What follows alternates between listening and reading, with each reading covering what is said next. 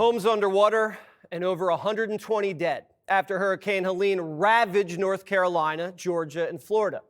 So where's Joe Biden and Kamala Harris? The only leader to show up was Donald Trump. As you know, our country is in the final weeks of a hard-fought national election. But in a time like this, when a crisis hits, when our fellow citizens cry out in need, none of that matters. We're not talking about politics now. We have to all get together and get this solved. We need a lot of help. They have to have a lot of help down here. We look out for one another. We pull together. We pitch in. We persevere, and we pull it through. And that's why today I've come to Valdosta with large semi-trucks, many of them, filled with relief aid and a tanker truck filled up with gasoline, which they can't get now. And we'll be working to distribute it throughout the day. I just spoke to Elon. I'm getting him. We want to get Starlink hooked up because they have no communication whatsoever. And Elon will always come through. We know that. These are the things presidents and vice presidents do. So what's the White House doing? Have you reached out to President Biden about federal relief efforts? No, I haven't reached out to him. No, I think he's sleeping right now, actually. Over 100 Americans drowned, and Biden spent the weekend at the beach. Hurricane, Mr. President, why weren't you and Vice President Harris here in Washington commanding this weekend? I was commanding. I was on the phone for at least 2 hours yesterday and the day before as well. I commanded. It's called a telephone. And all my security people. The media was dogging Joe all day about it. Do you wish that you had more resources in North Carolina, knowing what you know now? And do you wish that you spent the weekend here in Washington rather than in Delaware? Come on, it's not that game. Will you? Rather than Delaware, it's 90 miles from here, okay? And I was on the phone the whole time working on that. And the resources, the question is not whether we get more, this is a list of every resource we're getting in there, but the question is how to get it in. Donald Trump has accused both of you of ignoring the disaster. He is lying. Let me get this straight. He's lying.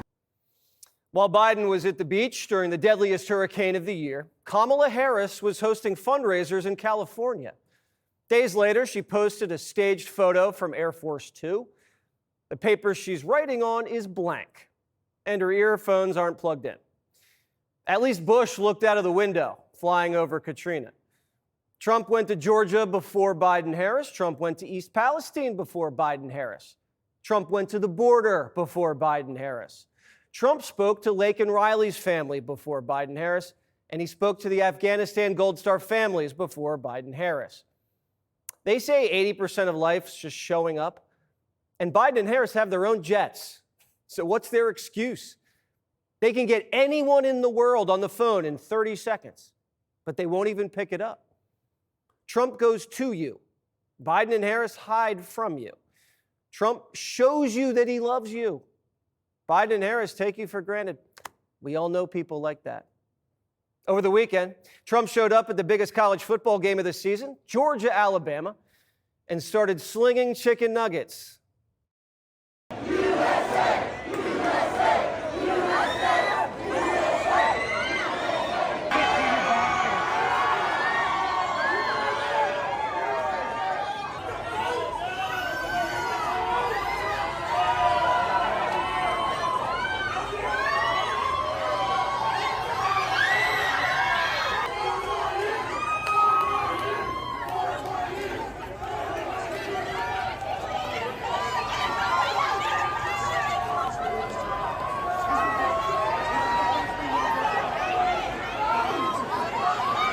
When they put him on the Jumbotron, the stadium erupted.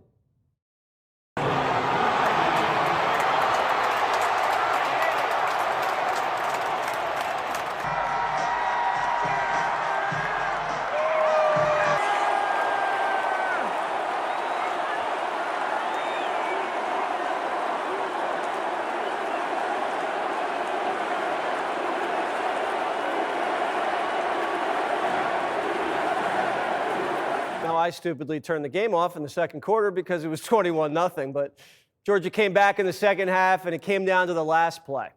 Clay Travis was there with 45. Watch. Today we had kids, Alabama, Georgia. We gave them a Kamala hat and a Trump hat like they do when they decide when they're recruits. Everybody we asked was putting on the Trump hat. I think you're going to kill it with young kids, college kids, in a way that you haven't before. Do you feel that momentum? Well, we see it. We're up by like 30 points with the young people, so that's an honor. Look, they see what happens. They're very smart, and look at the way she berated them.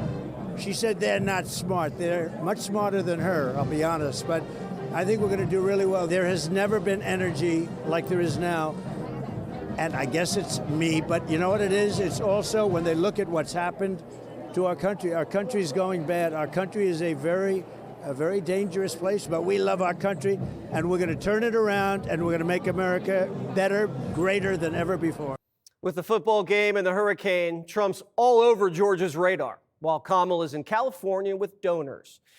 Trump hitting the full spectrum of voters. He's at UFC fights, Formula One races, golfing with Bryson, doing podcasts with Theo Vaughn, enthusiastically courting the youth vote, promising the return of the American dream. Have you ever seen young Americans go crazy for Kamala? Well, today she did her first podcast since Joe got whacked, All the Smoke. Two former NBA players from Golden State. Listen. I am blessed to have an incredible family and incredible friends. My best friend from kindergarten is still one of my best friends. That's crazy. Right? Stacey Johnson. Yeah, that's dope. I love it. We used to go to the clubs and her father Seville. Yeah. Kamala's best friend in kindergarten is still one of her best friends. How's that crazy? What's so funny? Then Kamala was asked about the coup. Look, from the time that the president called me and told me he wasn't running, I mean, it just like everything was in speedy motion. And I was not sleeping so well. And that one morning, I had, I don't know, a few hours sleep, and I like to sleep. I just got up, and so I just went out and got a pork roast and started marinating. See, time to work. Get to your happy place. And my family happened to be in town, so they were very happy about the whole situation. But I just got up and started, everybody's asleep, I just got up and started cooking. Barack and Nancy staged a coup, and Kamala started marinating pork roast. That's not what she told CNN. My family was staying with us, and including my baby nieces.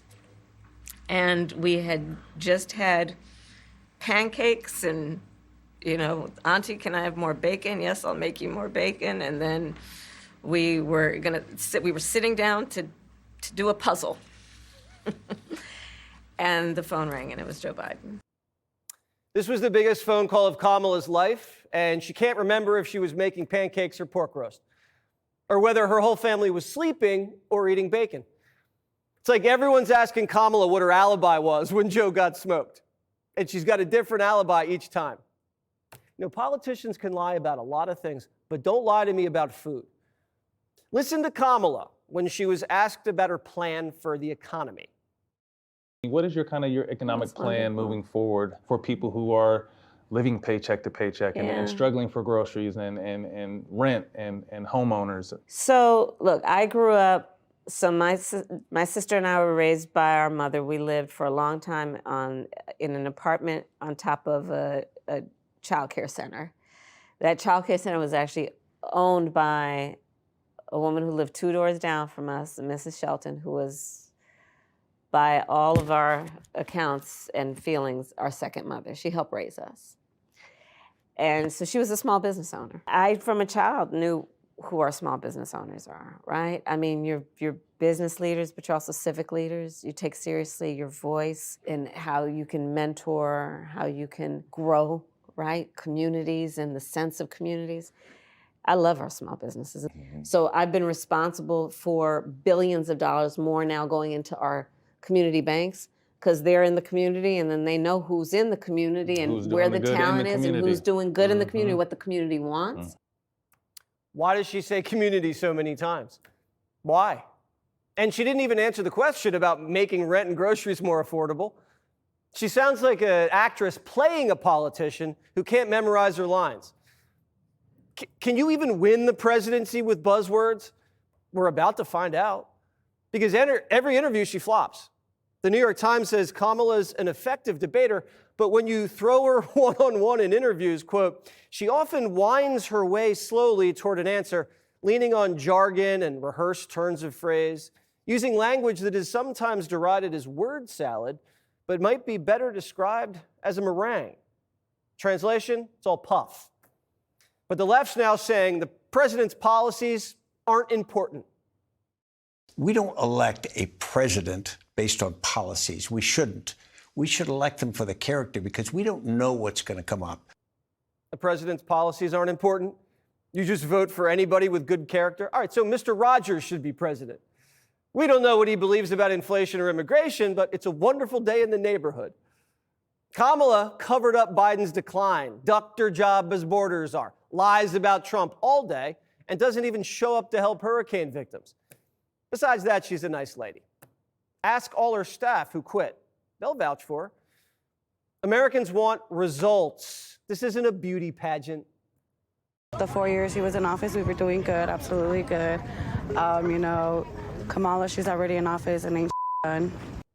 Trump's stealing the youth vote. He's doubling his support with Hispanics. And unions now want to make America great again. Look at where Kamala Harris is today. She's only leading by 9 points. That would be the worst Democratic performance in a generation. A Michigan congresswoman, a Democrat, who's running for Senate, says Kamala is in big trouble there. I'm not feeling my best right now about where we are on Kamala Harris in a place like Michigan right now. We have her underwater in our polling. Donald Trump is the lead now in the Real Clear Politics electoral map and would win the election if it were held today. But Hillary's predicting an October surprise. You liken yourself to Cassandra, the Greek mythological figure who could see the future and the prophecies, but was never believed. What is something you see happening in the near future that we should be taking more seriously? I anticipate that, something will happen in October, as it always does. Click here to subscribe to the Fox News YouTube page to catch our hottest interviews and most compelling analysis. You won't get it anywhere else.